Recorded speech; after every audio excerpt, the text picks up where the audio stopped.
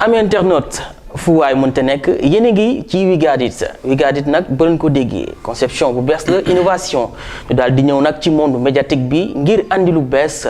ci loolee nag daañ leen andil fii ci invité yi ci àllu entretien yu am solo ci ay invité yooyu nag dañ fi dalal ay kàngam yi nga xamante ni seen xel màcc na jëm ci wàllu politique léeg-léeg ci wàllu sport wala itam lu jëm ci mbirum société bi waaye ni ki tey nag daañu wax li nga xamante ni moom mooy actualité mooy sport sénégalais en général itamit daal di ñëwaat dans le monde comment vit le sport actuellement loolee nag lay rek dalal tey sama invité nga xamante ni moom acteur la ci biir am na lu mu xam ci lu bëri ci mbir mi dinañ waxtaan tamit ci point yu bëri ci wàllu football ci wàllu basketball donc dama koy bàyyi rek mu présenté wu wax ni moom mooy kan ñu ndax soo ko nag dugg ci biir waxtaan bi ci fii ci We Got It maa ngi lay nuyu. asalaamaaleykum wa rahmatullahi taala wa barakaatu maa ngi lay nuyu. di nuyu sénégalais yi kenn ku ci nekk sa tur ak sa sant di leen jaajëfee si dalal bi ngeen ma dalal yéen waa We Got It donc man maay Khoureychi Thiam donc international sénégalais donc damay basket donc maa ngi dëkk fii Sénégal d'abord mais maa ngi dëkk aussi États-Unis maa ngi nekk fële si Texas donc macha allah depuis un bon bout de temps maa ngi ci sport bi depuis bu ma amee 8 ans laa commencé basket bii nga xam ne moom laay def nii mais à part ça def naa tamit arts martiaux tu vois def naa karaté def naa tamit football. One by one. ñuy ñëw ci li nga xamante ne moom mooy parcours ndax tey ku wax sport wax parcours fan la Khoureychi dooree. waaw Khoureychi nag fi mu dooree fu simple la mi ngi dooree ci këram waaw parce que dama juddu ci famille boo xamante ne sport dafa bokk ci seen dundin parce que samay waajur su ma ci mënee def benn parenthèse bu ndaw tuuti samay waajur c'est des acteurs du sport ay acteurs du sport lañ sama papa médecin sportif la mais en même temps sportif de haut niveau la woon joué na basket fii nii Sénégal Duc joué na tamit ci équipe nationale mais joué na tamit en France sur RUC mooy Rouen Université Club joué na tamit professionnel foofu mais en même temps lu wees ci basket boobu def na tamit arts martiaux il a été champion de Normandie ci kickboxing ak karaté donc sama yaay ancienne capitaine de l'équipe nationale du Sénégal joué na ak tamit le Duc Dakar Université Club nekk na champion d'Afrique donc Khoureychi judd ci kër googu nga xamante ne sport dafa bokk ci seen dundin donc foofu la lépp dooree mën naa wax. donc loolu tey daf ñuy may benn transition mën ci dugg wax ni le sport en général yow ban jàngat nga ci am. waaw xam nga le sport moom dafa vaste parce que sport mën nga ko définir ci lu nekk déjà soxna si nga xamante ne dafay jël siwam chaque matin di génn këram di dem ba ci marché bi. ngal yaa xam kii mën na dox 2 kilomètres kii mën na dox 5 kilomètres kii mën na dox 10 kilomètres mais kooku boo ko calculer 5 kilomètres aller 5 kilomètres retour ça fait 10 kilomètres. exactement te boo xoolee athlète de haut niveau yi sax am na ñoo xamante ne duñu daw 10 kilomètres par jour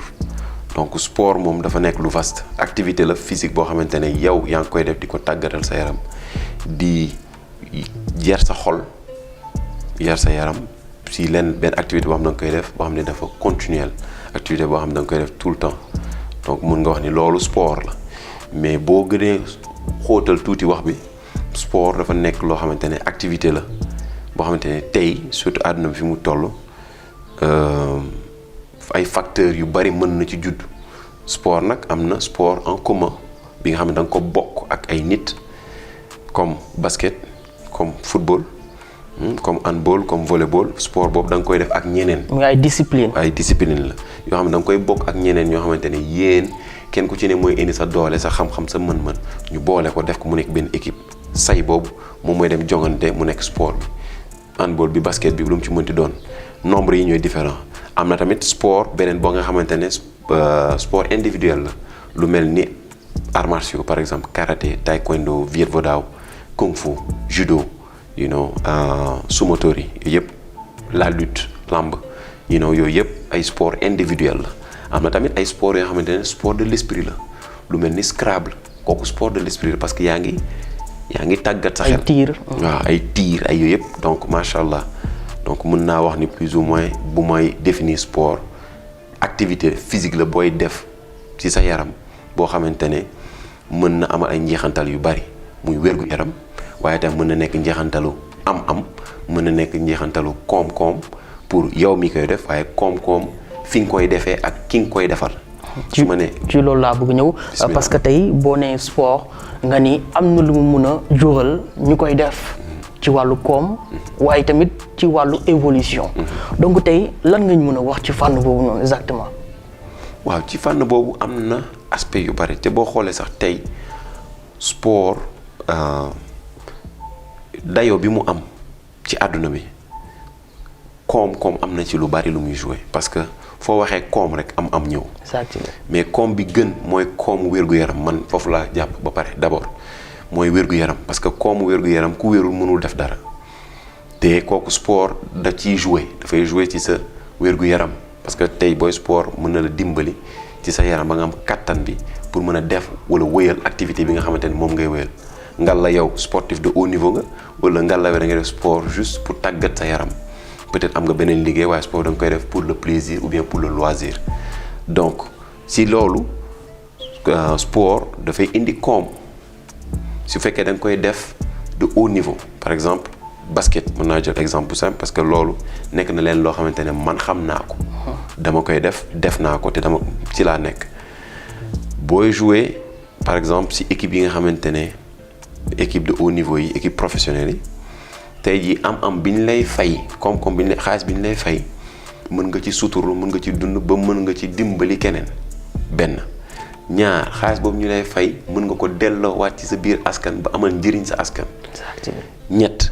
xaalis boobu ñu lay fay mën nga ci fay ay impôt yoo xamante ne mooy doxal sa réew. ñeent xaalis boobu ngay gagné tey jii mën nga si ubbi ay entreprise pour après basket. bu fekkee exemple boobu laa jël ci sport mais sport bu mu mënti nekk da ngay calculer ni après dafa am solo donc après sport boobu koom bi nga ci am war nga ci mën a ubbi loo xamante ne pendant même wala pendant ou après sport bi ngay def war nga ci mën a am leen loo xamante ne bu loolu jeexee di nga am foo mën a sukkandiku pour suturlu te loolu ngay créer comme emploi da ngay fay ay nit yaa ngi liggéeyloo ay nit mais yow tamit yaa ngi ciy gagné waaye tamit sa réew bu ñuy fay ko ay taxes ak ay impôts war nga ci mën a dimbali sa réew waaye tamit ci kaw loolu ndimbalu koom boobu am na beneen jeexantal boo xam ne mën na ci am mën nga jaay sa réew parce que tey jii ci sport bi ngay def ak bu mu mënti doon am na taxawaay boo xam ne boo ko ci amee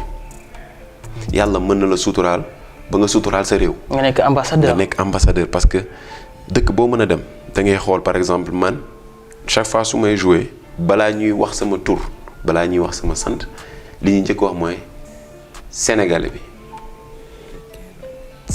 la ñuy wax du ñu wax sama tur dañuy wax par exemple bu ñu koy wax en anglais dañ naan from Dakar Sénégal please welcome doo ko wax sama tur donc ça veut dire que ni Sénégal la ñuy jaay. donc tey yow li ngay def ni nga koy defee ak njeexantal ba mu ciy am. dafay am répercussion bu ëpp yow sa jëmm bu ëpp yow koom bi ngay wuti bu ëpp yow am bi nga ciy wut muy image yu Sénégal. donc tey jii yow ambassadeur nga parce que tey jii boo demee dafa mel ni benn soldat nga da ngay dem porter le drapeau du Sénégal représenter Sénégal ci li ngay def. ci fànn bu mu mënti donc tey jii boo xoolee sport mën na nekk buntu lu nekk te tey jii mën naa ne sport bokk na bu nekkul su fekkee nekk ko. mën naa ne bokk na ci facteurs yi nga xamante ne ñoo gën a rapide pour le développement d'un pays sport nekk na facteur bi nga xamante ne facteur de stabilisation day stabiliser dëkk parce que sport dafay fédérer sport dafay boole am na ci histoire buñ dellootee tuuti gi ci ginnaaw am na ay jongante ay xeex yu amoon yoo xamante ne fuñ ko régler ci fan la ci sport ci football boo jël exemple donc am na ay facteurs yoo xamante ne sport da koy def lu wees am bi lu wees ambassadeur jaay dëkk bi waaye sport dafay jubóole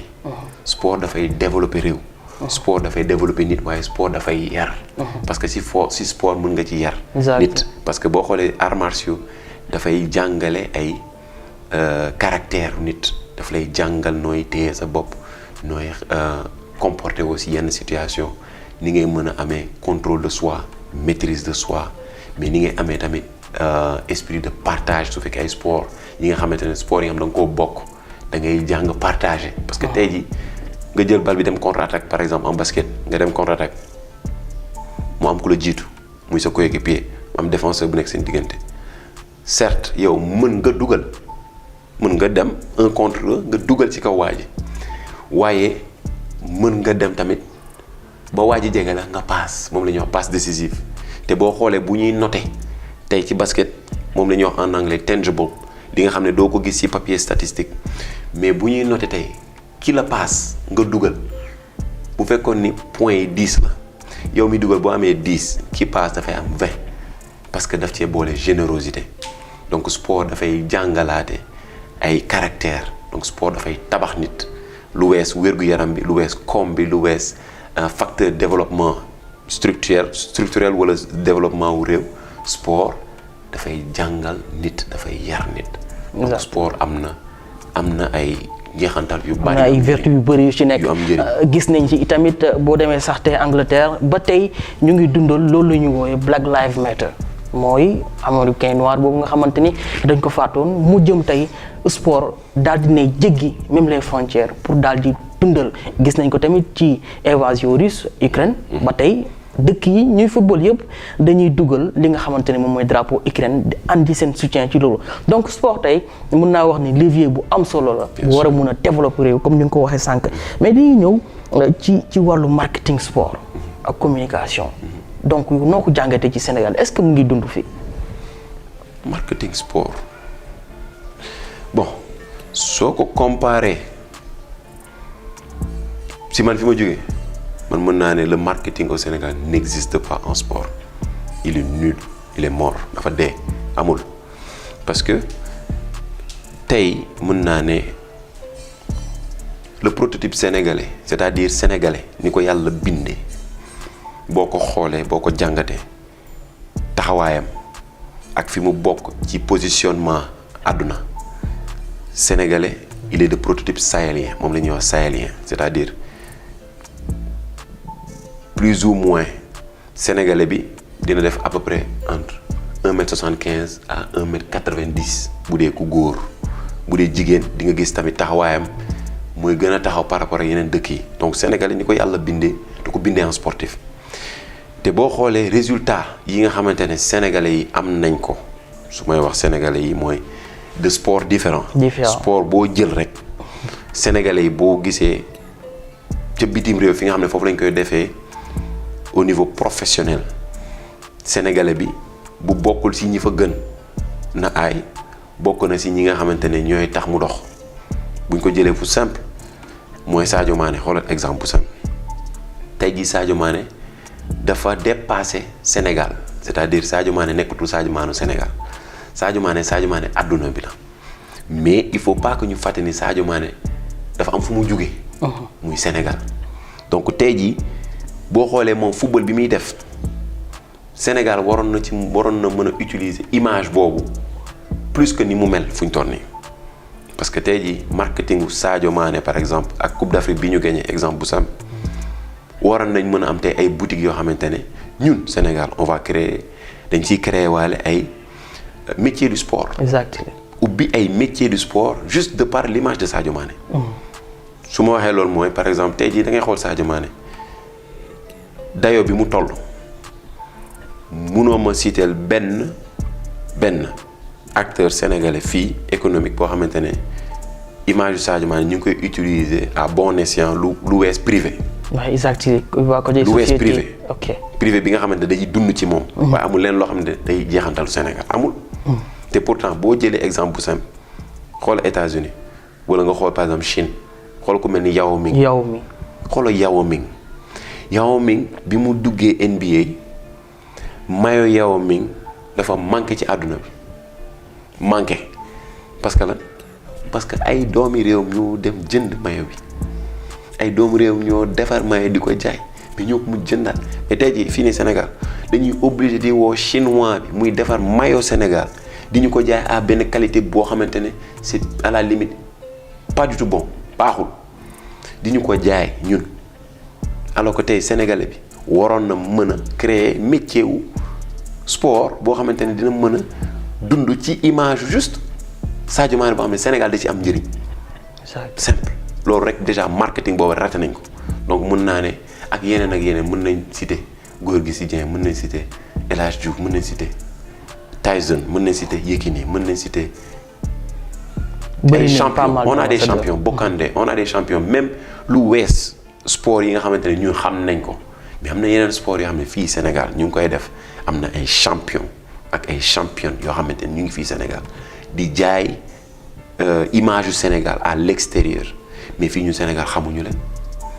pour lan parce que politique sportive bu Sénégal parce que le marketing bi ngay wax. marketing ak communication bi ngay wax ci sport sénégalais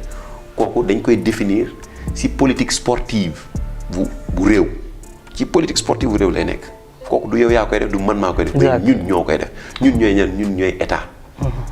parce que état bi yow la état bi man la waaye état bi dafa am ku ñu ko jox dafa am ku ñu def délégation de pouvoir parce que à la fin de la journée dëgg la ñun ñoo fal waaye ki ñu délégué moom mooy liggéey. mooy rendre compte mooy liggéey parce que bu ëllëgee moom la ñuy laaj. alal bi ñu lay jox lan nga ci def. donc tey jii man gëm naa ni am na noo xamante ne politique sportive bu ñu ko définiroon bu gën a baax def ci yenn charte yoo xamante ne dina gën a jaay image yu Sénégal ak sport Sénégal ak discipline bu mu mënti doon xëy na Sénégal dina dem fu gën a kawe fu mu nekk. exactement donc muy seen première partie ba tey ci émission bi muy lu am solo li nga xamante ne développé nañ ko ci wàllu sport en général et le Sénégal en particulier muy lu am solo daañ ci gën a xuusaat ci yeneen jotaay waaye nag dañuy jàll ci li nga xamante ne mooy jafe-jafe réew mi ci wàllu sport rawatina ci football. d'abord dinañ ñëwaat ci yeneen discipline mais tey football moom lañ gën a mettre en avant donc tey football bi yow lan nga gis ni tey mooy jafe-jafe yu ñu dund ginnaaw si jël nañ Coupe d'Afrique pour la première fois mais am na jafe-jafe ba tey. waaw xam nga mën naa wax ci football. parce que football naa. football naa parce que mën naa ne football sax moom mooy sport bu njëkk. bi nga xamante ne. africain en général moom la ñuy def parce que tey ji boo xoolee réew yu bëri même bu ñu amul outil bi nga xam ne moo leen di permettre ñu football mooy ballon bi dañuy jël seen ay t-shirt boo xoolee taalibe yi dañ koy def. ñu jël seen ay t-shirt wala ay morceau ñuy for ñu boole ko dajale ko def ko benn boule takku ko di kaj ji di dem donc mën naa si wax parce que tamit sportif de haut niveau la te xam naa li xew ci réew mi si football xam naa li xew ci réew mi tamit ci sport en général. d'abord man li may njëkk wax ci sport bi li may déployer mooy li nga xam ne mën naa ne waroon nañ ci gën a mën a farlu. mooy li njëkk mooy infrastructure. exactement. boo ne da ngay jàngi te amoo matériel bi lay permettre nga jàngi livre bi nga xamante ne li nga war a jàng ci la nekk boo ko amul nooy jàngee. waxuma doo ko xam waaye dina metti lool pour nga xam réellement li ne ci li nga war a jàng infrastructure Sénégal amuñu ko su ma nee amuñu ko mooy bu ñu naxante nañuy waxante dëgg te loolu mooy suñu problème ñun Afrique mais li si ëpp Sénégal mooy du ñu waxante dëgg dañuy raay te dañuy daw ak benn mun naa ne naafeq boo xamante ne moo ñu lor tey parce que boo xoolee du ñuy waxante dëgg si lu bari. sport bi tey jii infrastructure yi wax ma ñaata stade la ñu am fii yu fonctionnel yoo xamante ne de renommée internationale la ñu am fii Sénégal ñaata. Demba Diop tëj na Léopold Sédar Senghor tëj na. ok donc pas mal d'infrastructures yoo xam ne ça date de voilà quoi. ok léegi génnal Dakar. boo génnee Dakar ban terrain nga amaat boo xamante ne de renommée internationale lu wees Diamniadio bi ñu mujj defar nii. wax ma yeneen yoo xamante ne ils sont fonctionnels en ce moment amul. boo xamante ne de renommée internationale tey jii bu ñu amoon activité internationale par exemple ñu ne dañuy organiser CAF bi fan lañ koy footballé lu wees Diamniadio fan. exactement. donc ça veut dire que d'abord dañu am problème de décentralisation du sport. sport bi kenn décentralisé wu ko. décentralisé bi du ñu ngi football fépp ci Sénégal déedéet est-ce que ki nekk fële ba Bambali tey ci Sadio Mané fu mu ne est-ce que am na opportunité tey football fa mu ne ci condition yu baax ci condition d'infrastructure yoo xamante ne bés bu ko yàlla dimbali woon mu génn foofu dem feneen dem à l'extérieur wala tey ñu sélectionné ko mu waroon dem def benn activité internationale boo xamante ne dafay dem dajeek mbokku guinéen wala mbokku tunisien wala mbokku marocain wala mbokku ghanéen bi nga xamante ne ñoom par exemple peut-être seen ay infrastructures ils sont plus au si levier wu top normes yi standard yi tey jii est-ce que kooku du am complexe kooku dafay développer complexe kooku déjà il a été battu psychologiquement avant muy dem te ñun Sénégal fii nii dañuy on a tendance di wax si waaw il faut qu'on professionnalise waaw il faut que ñu dem dans le professionnalisme certes am na football local boo xamante ne c'est plus ou moins professionnel noonu laa ko mën a waxee mais man pour man c'est toujours rester dans l'amateurisme dañu des ci amateur ba léegi te sax est-ce que ay amateur lañ parce que tey da nga ñëw gis benn équipe sparadrap sax amuñu ko joueur bi war a jóge këram ñëw ci entraînement bi dafay am problème mu passe joueur bi nga xam ne tey jii bu blessé dafa war a kolo seet ay bonne volonté yoo xamante ne ñoo koy faj joueur bi nga xam ne tey jii mi ngi calculer bu ñu demee France def fa tournoi wala yooyu est-ce que du ma daw parce que lan immigration damay daw parce que damay def immigration clandestine parce que dama bëgg dimbali sama njaboot donc ça veut dire que ni kooku am na yeneen préoccupation yoo xamante ne ñoo gën a important pour moom que football bi muy def donc tey jii yooyu ay problème la yoo xamante ne dañ ko war a faj ba pare mooy infrastructure d'abord numéro 1 stade yi ñu tëj pour lan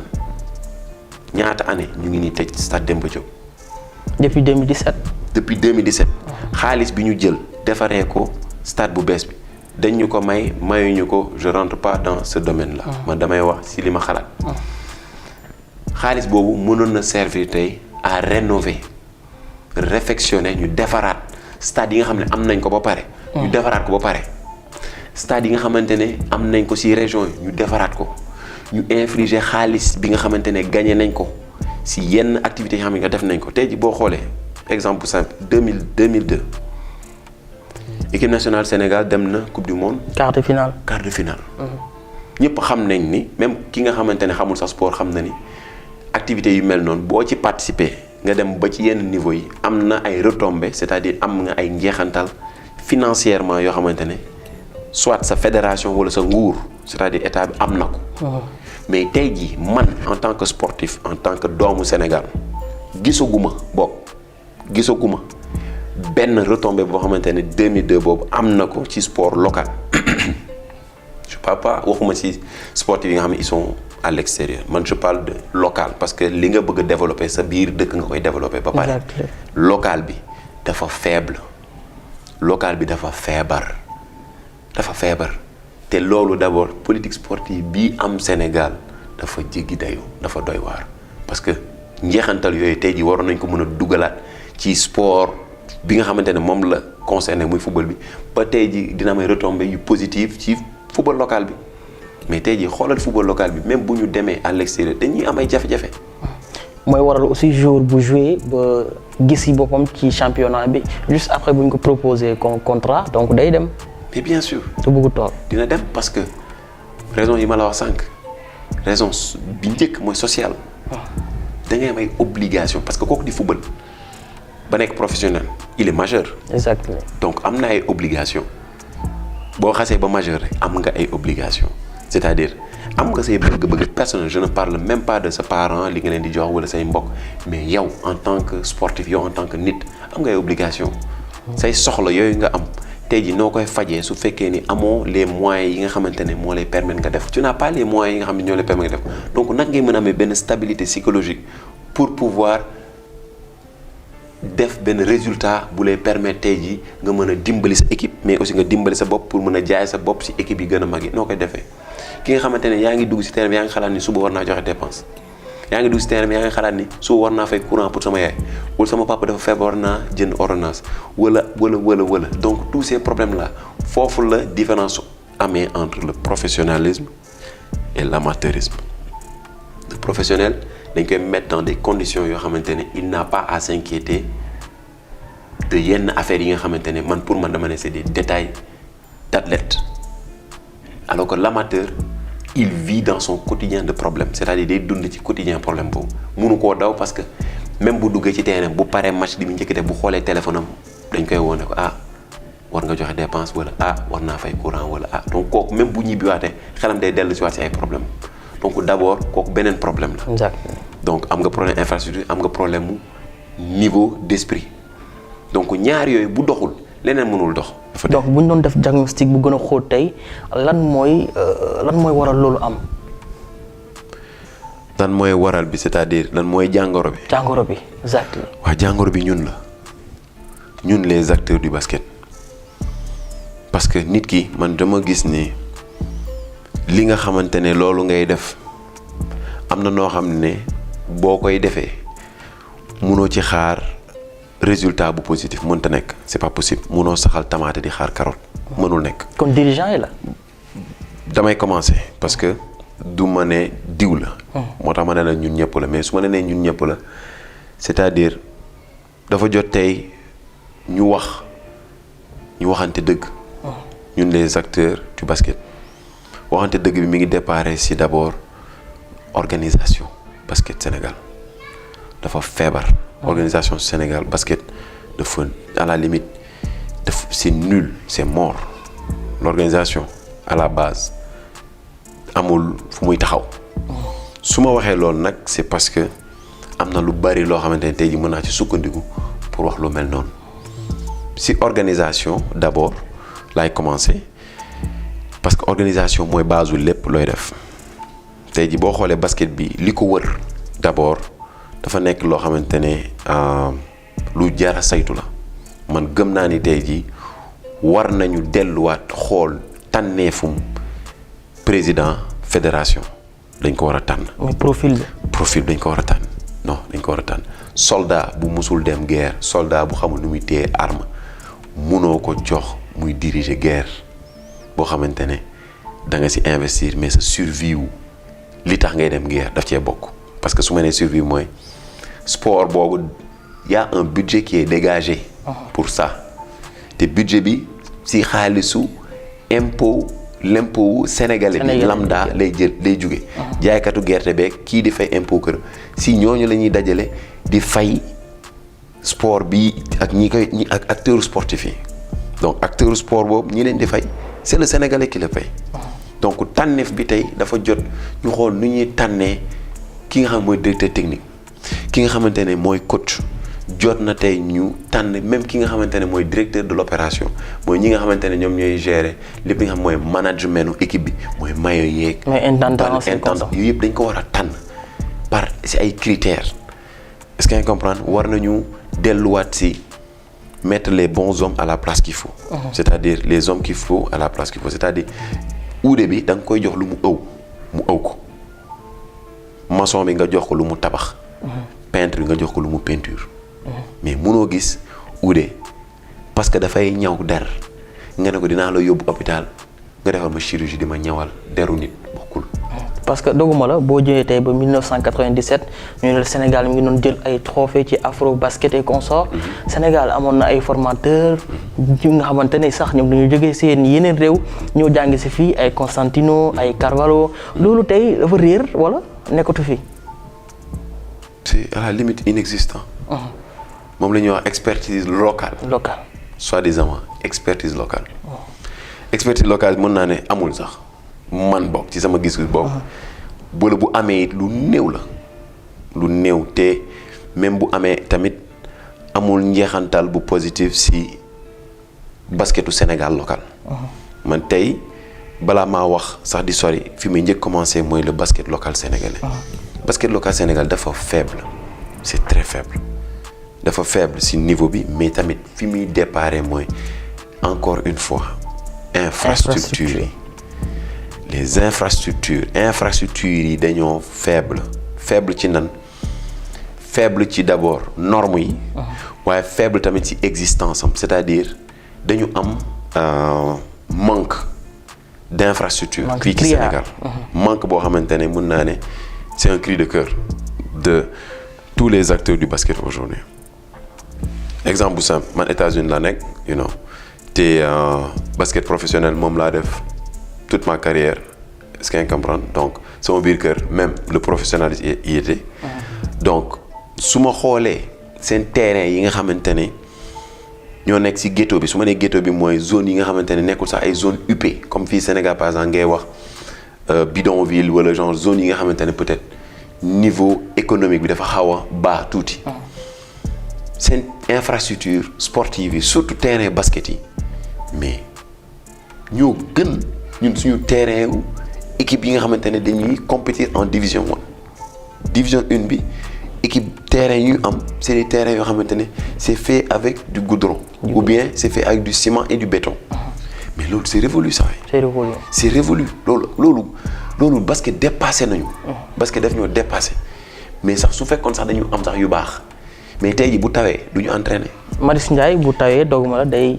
man xam nga dama commencé fi gën a tuuti. ñëwaguma. Marius Ndiaye maa ngi ñëw. dama la wax terrain normal yi nga xamante ne mbedd yi terrain errant yi. bareetul parce que terrain yu bari yu amoon dagg nañ ko jaay nañ ko ay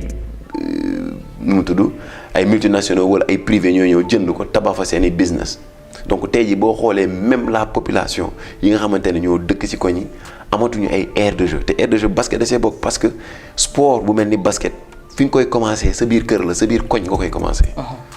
parce que boo xoolee histoire basket fan la commencer playground la. playground mënoo ko def feneen fu dul sa koñ. jouer à deux ci benn cerceau.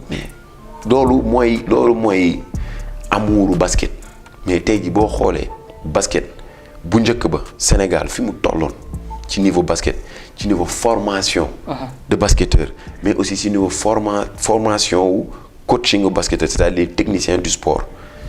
mais tey dañu dellu ginnaaw bu ñu demee ba am ay équipes yoo xamante ne seeni ay dirigeants fii lañ jàngisee tey ñu dem ba di diir ak ñun mbagg wala di ñu dominer. ci organisation mais aussi ci basket. ça veut dire que ni ñaara am da ngay avancer wala da ngay dellu. te Sénégal dañoo dellu ginnaaw. ñu desandi ci wàllu infrastructure. wax ci basketball waaye gis nañu sax Marius Ndiaye bi ñu am. daanaka bu tawee day seen. nga dem Dakar Arena dañ koy tëj léeg-léeg sax ñu koy louer ci yeneen événement wala tamit ñu fi organiser ay compétition internationale da nga gis ni loolee tamit dafa am lu muy yàq ci sport mel ni basket Sénégal. du ma ne dafay yàq. mais damay naan bokk na si li nga xam ne dafa tardeel Sénégal. ci basket parce que tey jii Sénégal mën naa ne basket bokk na ci sport bi nga xamante ne mu ëpp satisfaction bi mu indil Sénégal. ci ay trophées. avant même le football bi ñaata année ñu ngi koy wër mais xoolal basket bi depuis boobu ñaata génération ñoo fi jaar yoo xamante ne def nañ seen ay preuve mais def nañ ay résultats yoo xamante ne yu positif la donc tey jii Sénégal man gëm naa ni war na mën a am lu ëpp li mu am instant bi parce que tey jii boo xoolee stade Marius Ndiaye depuis sama papa bu muy basket ba léegi waxuma suma yaay sama papa bi muy basket ba léegi stade Marius Ndiaye boobu moo am ba léegi. luñ ci yokk mooy dañoo def coupole bi ci kaw et puis c'est tout mais boo xoolee contenu bi li ci ëpp bokk ba léegi Marius Ndiaye boobu la mais xoolal jamono boobu ak jamono bii léegi mais basket bi dafa évoluer basket bi dafa changer basket dafa dem ci beneen tournure ñun on parle de haut niveau ñun ñoo ko wax ñun Sénégal ñun ñoo ne on parle de haut niveau on aspire au haut niveau mais sama gars yi le haut niveau dafa am lu mu àndal su fekkee ni bëgguñu def haut niveau nañ bàyyi wax bi xaalis bi ñuy jël di ko infliger ci sport bi surtout ci basket bi nañ ko def feneen parce que am na yeneen fànn yoo xamante ne soxla nañ ko. jàng bi soxla na ko ndax dafa sooxe santé bi soxla na ko ndax dafa sooxe ak leneen loo xam ne mën naa ko fi lim te du ma fi jóge ci biir Sénégal loo xam dafa sooxe inondation baa ngi nii xaalis bi ñu ci def rek bari na lool waaye buñ ko ci dolli woon amaana mën na fa yeneen soxla tamit muy benn ñaar est-ce que tu trouves normal dëkk bu toll ni Sénégal am benn terrain bu fonctionnel de caractère mën naa ne national parce que mënuma wax ba léegi international parce que terrain bi mënul jël 50 000 personnes c'est pas possible te stades yi boo xoolee tey fi ñu toll ak niveau bi sport bi toll c'est des stades yoo xamante ne ça peut prendre au minimum 30 35 000 à 40 000 à 50 000 places terrain boo xamante ne bu tawee dafay senn da ngay annuler sa match championnat. nga da nga bëgg développer championnat bi match yoo xamante ne yépp ci benn terrain lañ koy jouer lii si ëpp même bu ñu dem di jouer à l'extérieur fan la ñuy dem jouer ils vont jouer sur du tartan. c'est-à-dire sol bi la ñuy jouer suuf si la ñuy jouer wala ñuy jouer si goudron bi. mooy su ma nee suuf si mooy béton bi la ñuy jouer wala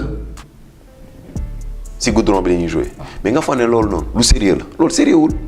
politique sportive au Sénégal encore une fois dama koy wax dafa feebar politique Sénégal sportivement bi politique sportive au Sénégal dafa faible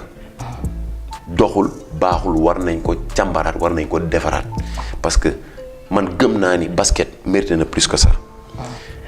boo xoolee Dakar Arena yow yaa wax Dakar Arena mais man Dakar Arena pour man toujours dama koy xoolee mooy dafa dugg ci jargon wu location des internationaux lu tax ma wax loolu dañ koy louer que professionnels yi soit spectacle moo fi am pour ñu ubbi ko pour ñu mën ko utiliser wala même bu dee événement basket la bu mel ni par exemple bool bii passé c'est à utilité privée bool amul benn njeexantal bu muy am ci basket local Sénégal man boog personnellement gisuma ko te bu amee nañ ma ko wax gisuma ban njeexantal la bool bi am pour développer le basket local sénégalais. parce que boo xoolee ni mu structuré woo amul lenn loo xamante ne basket local gis na ci boppam lu dul dañuy jël champion wu équipe. def sélection dem jëlaat yeneen joueurs ñoom ñu obligé dem jëlaat yeneen joueurs expatriés. dolli leen seen équipe pour mën a def benn jongante boo xamante ne njeexantal bi yëpp muy entrée financier bi muy yooyu yëpp fan lay duggaat. ci kan lay duggaat si ñi ko organiser lay dugg parce que organisation privée la je n'ai rien contre eux aw ma dara lu may contre ñoom mais man damay xool d'abord sama réew lan la ñuy def loo xamante ne amal na njëriñ sama askan amal na njëriñ sama réew donc tey jii man dama gëm ni bool bi bu ñu koy organiser fii Sénégal da ngay xool organisation bi tellement dafa faible dans le niveau du basket au Sénégal ba respecté wuñ ñu sax ba ñuy dem jël ñiy organiser bool bi xoola ñan lañ jël. ci wàllu sécurité. si wàllu sécurité moo fa laa ñëwee si wàllu sécurité boo xoolee ñan lañ dem jël dañ dem jël ay américains dañ dem jël ay nit yoo xam jóge wuñu Sénégal boo xoolee stade bi niñ ko defaree ak yëpp da ngay xool du ay sénégalais même bu fekkee ni am na ay loxo sénégalais yu si nekk am na ay jeunes sénégalais yoo xam ne liggéey na si mais à la base mënoon nañ collaborer ak basket local bi mais gisoo benn coach local boo xamante ne am na si benn. njeexantal wala loxo ci biir boo xamante ne am na benn pouvoir de décision parce que c'est privé et ça se comprend mais ban njëriñ la amal Sénégal man loolu mooy sama wax ban njëriñ la amal Sénégal donc lépp lu ñuy def si loo xamante ne dañu ne pour askan bi la nañu xool ban njëriñ lay amal Sénégal ba pare donc tey jii boo jëlee Dakar Arena nga tëj ko man je ne comprends pas lan moo tax d'abord coupe arc-en-ciel coupe bu mag la si championnat Sénégal la moo tax duñ ko jouer Dakar Arena Coupe du maire finale lan moo tax duñ ko jouer Dakar Arena. parce que ça draine des foules aussi. Coupe du Sénégal lan moo tax duñ ko jouer Dakar Arena ak yeneen yoo xamante ne tey jii man je me dis que ni déjà yaa ngi jur benn complexe ci joueur local sénégalais bi parce que su fekkee ne joueur local sénégalais da nga bëgg moom nga ne da ngay aspirer au haut niveau nga bëgg moom mu jouer au haut niveau te il ne compétit pas ou bien il ne s'entraîne pas. si ay infrastructures de haut niveau tey jii suba mu dem war a jouer benn Coupe d'Afrique des clubs champions par exemple mu dem Tunisie mu gis benn stade boo xamante ne peut-être y a 40 000 places bombé mu nekk parquet bu macha allah mais que bu duggee déjà psychologiquement tu l'as battu équipe bi muy joué dóor na ko bu ko bëggee bu ko bañee je suis un professionnel je sais de quoi je parle déjà kooku il a été battu structurellement dans sa tête il a déjà été battu parce que tàmm ko te man je ne vois pas un joyau comme Dakar Arena muy tëju war a mën a amal njëriñ askanu basketu Sénégal muy tëju dañ koy louer je ne sais pas njëriñam xamuma ko parce que jëriñul sport bi nga xamante ne mooy basket bi nga xam moo taxoon à la base ñu ubbi ko parce que normalement war nañu mën a di entraîner foofu war nañu mën a di fa jouer mais aussi équipe nationale war na mën a tamit di entraîner Dakar Arena parce que ba léegi may wax ak yow équipe nationale fan la ñuy entraîner. Marius Ndiaye ndax moo leen tere ñu entraîner Dakar Arena beneen question ngi noonu donc man damay toog ma jékki-jékki ma xalaat ma ne mais est-ce que réellement Dakar Arena ñoo ko moom c'est une question à se poser. wala Dakar Arena ban njëriñ la ñu amal tabax benn joyau bu toll noonu nga teg ko foofu tëj ko muy poussière amalu njëriñ acteur sport boobu lu jar a xalaat la donc loolu encore beneen problème la. et tant d'autres yu enchaîné wu et tout. Macha Allah. donc ñu ñëw ci laaj bu mujj bi rek nga xam ne yow joué nga ci équipe nationale am na parcours bu ñu ci am par rapport à la vie du groupe. tey jii nii am na ay jafe-jafe yu fa amoon. léeg-léeg sax ñuy aj ay joueurs. ci ay yi ñuy jànkonteel wala yi ñuy def. ñu gis ni itamit ci équipe nationale bi. am na ñoo xamante ne amoon nañu ay jafe-jafe këyit. te ñooñu tey bu ñu leen andi woon amaana. Sénégal dina doon am ay trophée yu mucc ayib. ci yenn compétition yi ci mel ni Sangoni amoon na problème bi nga ñëwaat ñu anecdote. loolu point bu important la. nga soulever ko sax parce que dafa nekk leen loo xamante ne bokk na ci problème mu tey lan moo tax Sénégal ba léegi mënuñoo gagné depuis 97 ba léegi. da nga may tuuti rek balaa may egg si loolu ma ubbi benn parenthèse bu ndaw tuuti rek par rapport ak yenn problème yi nga xamante ne jot na tey ñu soulever ko parce que man dama gëm ni organisation base la ci lépp loo xamante ne nit da koy def rawatina nag sport tey jii boo xoolee d'abord sànq maa ngi koy soulever maa ngi lay expliquer comme quoi que ni tànneefum njiit yi dafa am solo tànneefum yenn poste de responsabilité ci équipe nationale dafa am solo waaye tamit buñ ko delloowaatee ci njiit yi njiit bu jub njiit boo xamante ne bu baax moom mooy tànn équipe bu baax mooy tànn équipe bu jub njiit bu dëng mooy tànn équipe bu dëng mooy tax nga am résultat bu dëng te tey jot na ñu wax ci dëng-dëng yi nga xamante ne équipe nationale Sénégal mi ngi koy dund depuis ay années te loolu bokk na ci li nga xamante ne tax na tey Sénégal ba léegi gañewul raaya yi nga xamante ne waroon na ko gañe depuis d'abord fi may commencer pour mottali sax laay wax da ngay xool nit ñi tànnee ay joueurs dafa am problème parce que da ngay gis joueur exemple bu sam joueur boo xamante ne yow durant toute ta saison pivot nga joué intérieur nga joué nga ñëw équipe nationale ñu sélectionné la nga ñëw nga joué poste boo xamante ne joué woo ko woon toute ta saison. Au détriment de joueur bi nga xamante ne toute la saison il a joué ce poste là donc tey jii loolu man je me dis que ni d'abord problème la parce que tey jii su fekkee ni yow 5 ngay joué par exemple wala 4 ngay joué mooy ailier fort wala pivot. nga ñëw équipe nationale ñu lay joué loo meneur. xam nga loolu problème la. problème bu mag la d'abord jël nga place su meneur bi nga xamante ne moom il était plus méritant que toi c'est-à-dire tey jii meneur bi nga xamante ne de souche et de fonction def na ko pendant toute une année habilité ak facilité bi muy am ak réflexe yi muy développé ci équipe bi pour mën a jouer rôle meneur boobu bokkul ak yow mii nga xamante ne da nga ñëw équipe nationale ñu jox la benn rôle boo xamante ne tàmmoo ko dafay affecté résultat wu équipe bi parce que man gëmuma ni équipe nationale mooy plateforme mu essayage. équipe nationale plateforme mu gagné la parce que ay sénégalais yu jàmbaar ñoo dajale seen alal jox ñu wóoluñu ñu nekk ay soldats nekk ay ambassadeurs war a représenter Sénégal war a dem xeex pour Sénégal ñu def ci ñun loo xamante ne ñun day war a fas jom dem indi mais pas ñu dem ñuy duma loolu bokk na ci benn problème ñaar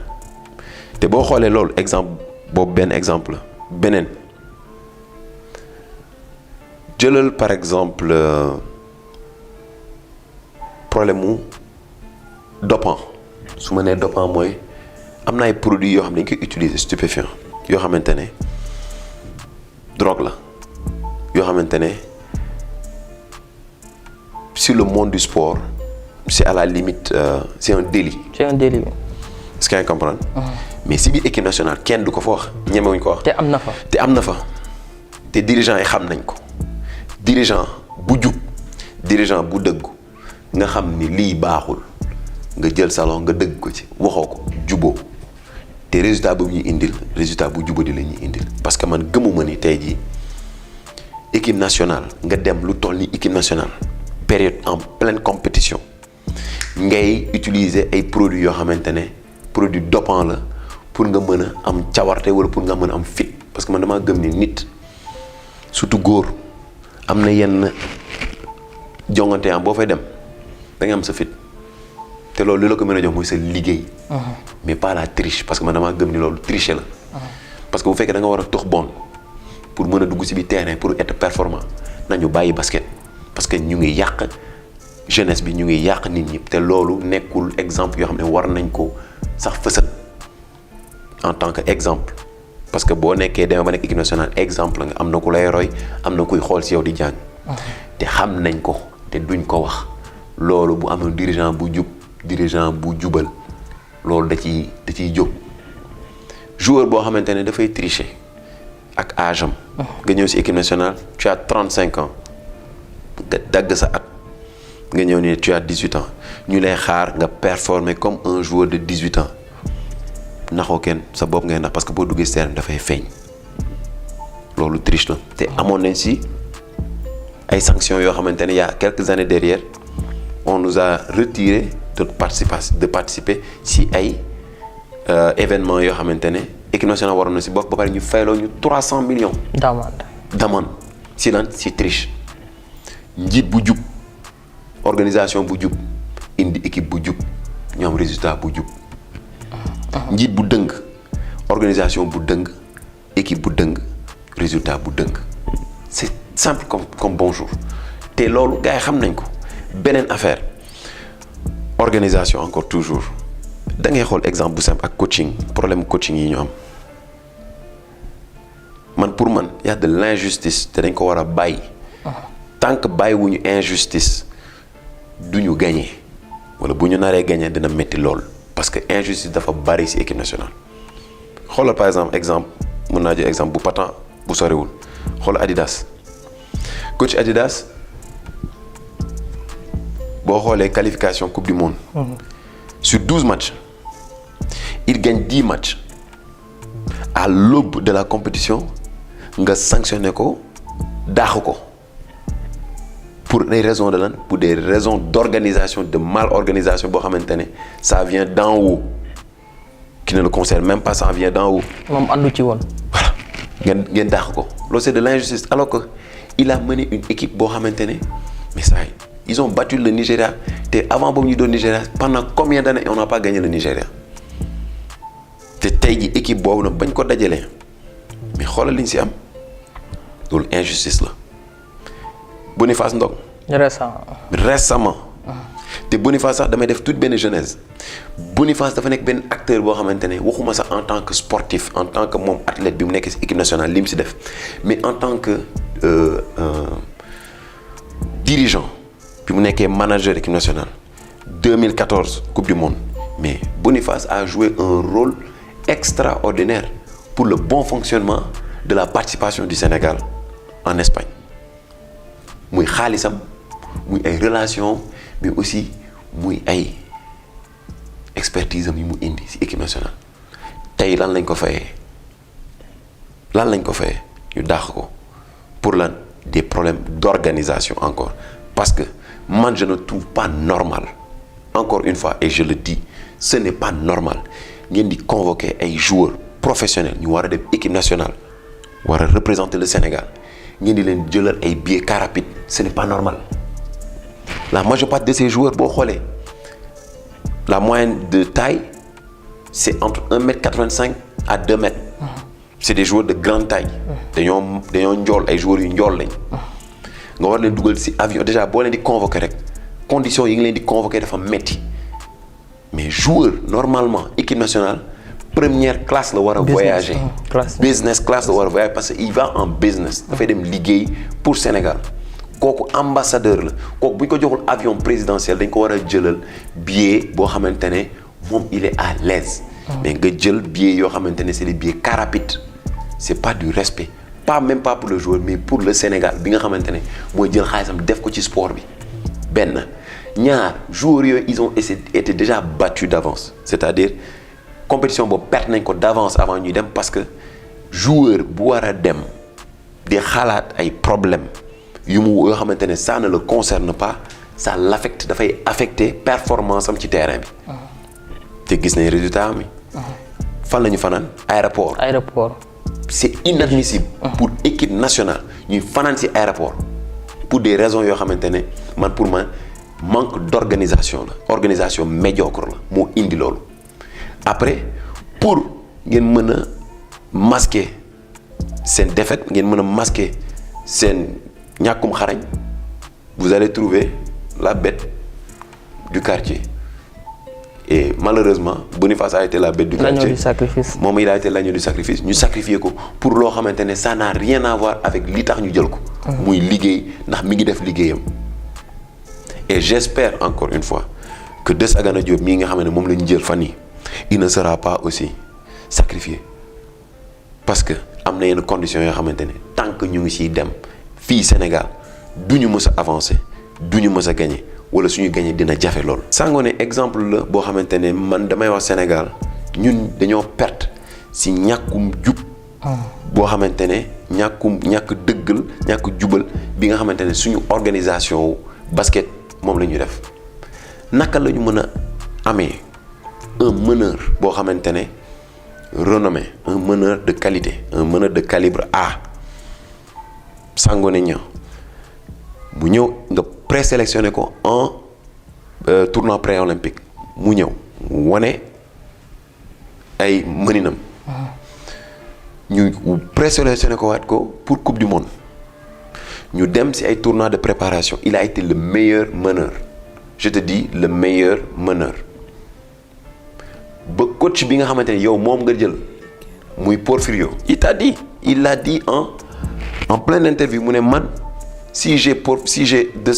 Sangoné Niang je gagne la coupe d'Afrique si j'ai Sangoné je gagne la coupe d'Afrique si seen cuune si seen ñàkk professionnalisme si seen ñàkk sérieux d'organisation ngeen di parparloo parce que parparloo am na ci ngeen di parparloo di seet affaire de yaama neex affaire de sama la gaayen ba tey ñu ñàkk Sangoné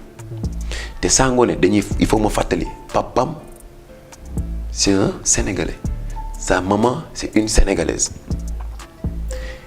ni organisation bi def ba lijjantil Khan Dalméda mu nekk Sénégalais alors que judduwul Sénégal ñu lijjantil Antoine Mendy mu nekk Sénégalais te pourtant dëkkul Sénégal waroon nañ ko mën a lijjantil Sangoné Niang ba mu mën a dimbali Sénégal ñu gagné te gëm naa ni organisation bu jub tey ji mënoon a dimbali Sénégal ñu am ay lijaas ay réyaay yu bare donc loolu beneen problème la encore si 1001 problèmes yi nga xamante ne am na tey si basket Sénégal yoo xamante ne jot na tey ñu wax ko. yéen ñi nga xam dañuy def basket delloo leen seen xel ngeen xam ni yàlla rek mooy maye victoire du sëriñ moo la koy jox victoire du saafara moo la koy jox victoire du parparloo moo la koy jox victoire du choix wu benn groupe boo xamante ne dañuy dundee basketu Sénégal ñoo la koy jox mais victoire yàlla moo la koy jox nañu bàyyi parparloo bi nekk ci équipe nationale yi nañu bàyyi shirk bi nga xamante ne nit yi ñu ngi koy def ci biir équipe nationale yi benn anecdote laa leen di jox am na benn année ñuy jouer Coupe d'Afrique 2017 bi ñuy jouer Coupe d'Afrique vendredi jot ñu war a julli juma au lieu ñu dem julli ji juma ñu ngi xool nu ñuy dugalee ay sëriñ ak ay saafara ci biir hôtel bi au lieu de concentrer wu dem julli ji juma ñaan suñu borom ñu ngi jiital loo xamante ne daf ñuy nax loo xamante ne amaluñ benn njëriñ ndax bu ñu amaloon njëriñ tey man gëm naa ni Afrique du nekk ci ginnaaw Sénégal du nekk ci ginnaaw donc nañu delloo ci suñu xel xam ni yàlla mooy maye victoire sobe gi nekk ci équipe nationale bi nañ ko bàyyi ndax du yoon tey ñu nekk en pleine compétition joueurs yi di indi ay jigéen yoo xam ne du ñu seeni ay soxna ci biir hôtel yi di am lu ñuy sekk ak ñoom du yoon dirigeant yi di ko def tamit. mooy li ma lay waxaat. te loolu yëpp teg nga te loolu mais loolu kenn mënu ko weddi. mooy li ma lay wax sànq njiit bu jub équipe bu jub résultat bu jub njiit bu dëng équipe bu dëng résultat bu dëng ndax sobe àndul ak suñu borom. donc nañ ci bàyyi suñu xel te xam ni loolu du bu ñu tax a jubal ndax Espagne bee ñu demoon coupe du monde am na benn année bu ñu dem coupe du monde en Espagne 2014 dara gënul gàcceelu ñu dugg ci biir bus bi war a dem femme d'hôtel bi daw si dàqe ji bus bi ñu arrêté ko mu indi leket naan kan moom leket bi loolu gàcceelu pour Sénégal li ñu jiital du foofu nañu jiital yàlla ci li ñuy def ñu jiital dëggu ci li ñuy def te xam ni yàlla mooy maye te ñu dellu liggéey te xam ni loo liggéeyul doo ko jëriñoo lu waay ñaqul du ci jëriñu. ba tey ci wàllu tàggat yaram sport bi ñu nekk di wax ci sànq ak léegi wax nañu itamit ñi nga xamante ni yenn ci ay tàggat yaram ci Sénégal daanaka jox ñu leen seen gëdd ba tax na sax moo waral léeg-léeg doo gis fédération wala benn structure bu taxaw jàppale leen taxaw leen ci compétition avant ñu si dem buñ ci duggee ba noppi daal di dellusiwaat raay yi ak yooyu loolu dafa am jafe-jafe ba tey ci Sénégal. donc boo xoolee. sport Sénégal nekkul rek basket wala football am na yeneen sport yoo xamante ne tey jii Sénégal war nañ leen a gestuwaat parce que ñu ngi def liggéey bu mucc ayib ñu ngi def ay raay yoo xamante ne Sénégal ci boppam sax xamuñu ko parce que tey jii boo xoolee ci arts martiaux bi bu ma ko mënee jël comme exemple il y a quelques périodes juste ci ginnaaw am na benn discipline bi ñuy wax Vieux-Vodao Sénégal dem na ko participer mais ils sont rentrés à la maison avec 12 médailles mais ci 12 médailles yooyu 9 yëpp juróom fukk ak ñaari médailles lañ ñibbisee ci fukk ak ñaari médailles yëpp juróom-ñeenti médailles yëpp or la te loolu mun naa ne boo xoolee fukki sénégalais benn moo ko ci xam te benn bi koy xam mooy ki nga xamante ne looloo ko intéressé donc te alors que sport Sénégal boo xoolee politique gu Sénégal niñ ko defee dañ koo focaliser juste rek ci basket wala ci football alors que ni am na yeneen sport yoo xamante ne tey ji war nañ mën a gën a généraliser déjà war nañ leen gën a fullaal waaye war nañ leen gën a gestu di leen dimbali parce que tey ji man dama naan benn champion bu mel ni par exemple Mame Diarra Gackou Sénégal war na ko gën a teg loxo su ma nee Sénégal mooy ñi yor sport bi waaye tamit ñi nga xamante ne ñoom ñooy doxal politique sportive bu Sénégal parce que tey jii man buñ ko comparé ak dëkk bi nga xamante ne mi ngi ci sous-région bi mooy Burkina dañoo dem participer comme Sénégal ba ñu demee ñoom ñaari médaille d'or la ñu indi président de la République moo leen recevoir motiver leen sargal leen sagu leen tey ñu dem am koo xamante ne benn nit moom boppam indi na li nga xamante ne Burkina tout confondu moom la ñu indi moom benn nit sénégalaise boobu indi na ko mais kooku dañ ko war a sargal kooku dañ ko war a sagal waaye kooku dañ ko war a motiver te li ci gën a raw sax mooy jigéen la te jigéen yàlla moo ko teral jigéen yàlla moo ko suturaal donc Sénégal daf ko war a sagal parce que équipe nationale football bi gagné Coupe d'Afrique ëppalewu ko dara parce que moom tamit champion la comme ñoom ñee dañoo nekk sport commun moom mu nekk sport individuel donc sport commun bi warul damee ci sport individuel te loolu yëpp mi ngi dellu si waat encore ci la ci responsabilité wu ñii nga xamante ne ñoom ñooy doxal politique sportive bu Sénégal niñ koy doxalee encore une fois dafa faible à la limite c'est amul sax considération dafa mel ni dañuy parparloo te parparloo boobu moo feeñ ci résultat wu sport Sénégal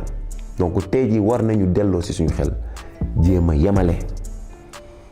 jéem a yemale sport bi parce que sport bu nekk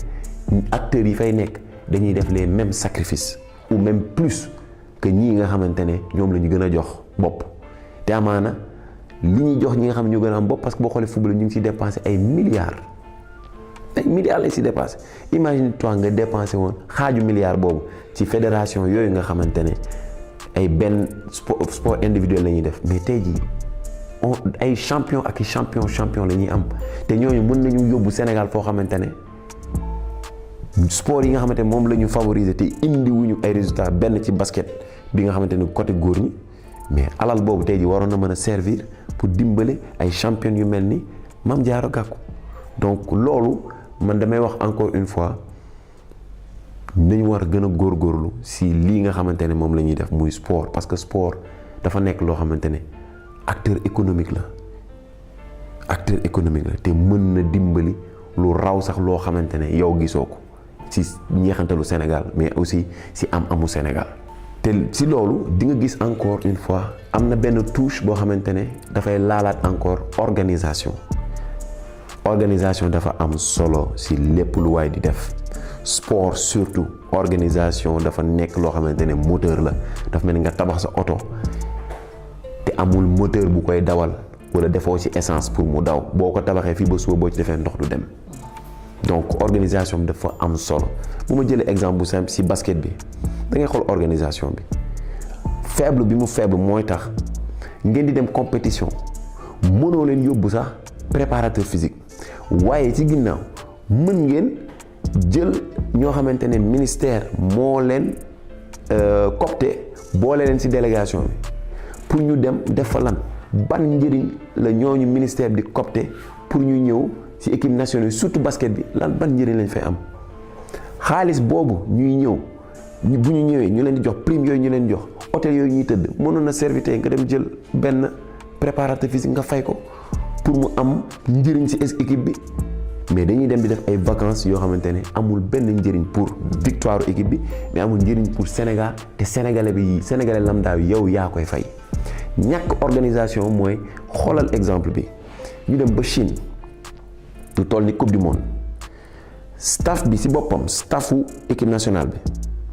bi dem ndugg seeni ay ndugg ba seeni ay bagage ëpp ñoo sëf ko ci bagage équipe nationale ñu dem ba aéroport ñu téye équipe nationale bi pour lan parce que dañoo war a fay excédent de bagage boo xamante ne du excédent wu joueurs yi excédent wu staff bi la ngeen foog ne loolu normal la fu ñu mujj wax na joueurs yi dajale xaalis pour fay excédent bi pour ñu mën a dem manque d'organisation cuune dëng benn ñaar nga foog ne ni c'est normal Gorgui Sy Dieng moom di fay hôtel parce que Sénégal amuñu lu ñu mën a fayee hôtel dañuy dem di leb joueur organisation war laa leb joueur da nga ñëw pour jouer loolu lan la indiwaat encore organisation donc manque d'organisation bi am ci sport Sénégal en général da nga koy gis et puis dafa nekk loo xamante ne loolu mooy cœur problème mu sportu Sénégal dafa feebar ñi manque sport Sénégal dañoo feebar te pour ñu faj ko foog ñoom ñu faj seen bopp ngir mu mën a wàcc rongandaat ba ci suuf bu racine bi feebaree day jàpp ba ci garab bi te du meññ wala bu meññee la muy meññantal fruits yi muy am fruits yoo xamante ne du am njëriñ pour askan bi la donc tey jii war nañu delloo si waat suñu xel xool li nga xamante ne mooy góom bi ñu laal ko ñu faj ko ngir Sénégal mën a am njëriñ ci xaalis d'abord bi muy investir waaye tamit investissement humain parce que tey jii boo gisee dëkk yu mel ni ay Qatar di ñëw ba Sénégal di recruter ay Sénégalais pour yóbbu leen ñoom ci seen ay dëkk ça veut dire que ni am nañ potentiel bi am nañu talent bi fii biir Sénégal mais organisation bu baax lañu amul pour mën a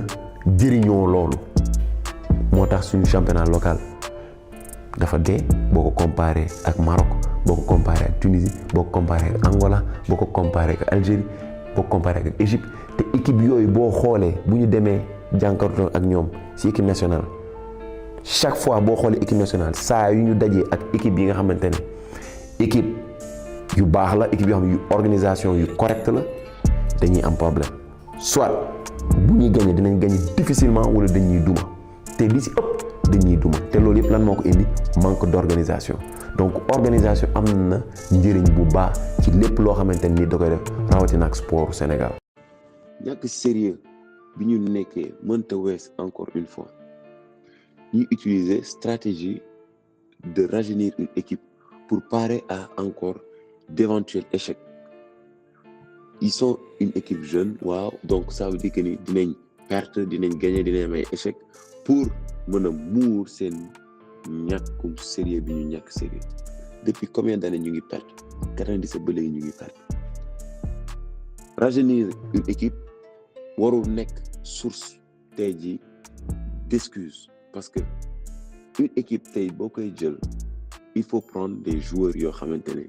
ils sont expérimentés mais aussi ils sont performants loolu mooy tax nga mën a gagner te boo ko xoolee ci équipe yi nga xam ne wër nañu muy ay Tunisie muy ay Angola ils sont expérimentés mais ils sont performants.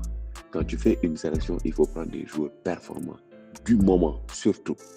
du moment et c'est très important. L'âge du ci problème parce que boo xoolee LeBron James exemple ça il est l'un des joueurs les plus âgés en NBA mais c'est le meilleur joueur au monde te terewul yàlla mi ngi koy suturaal soo xoolee équipe nationale jigéen ñi ba ñuy gagner mais la génération des Astou Traoré dañ leen doon wax ay maire ngeen ay lu nekk mais ba ñu demee ñoom ñoo gagné donc c'est l'expérience et la performance qui fait une équipe qui gagne et c'est de même ak boo xoolee équipe États-Unis mën naa ko joxe encore comme exemple en 2003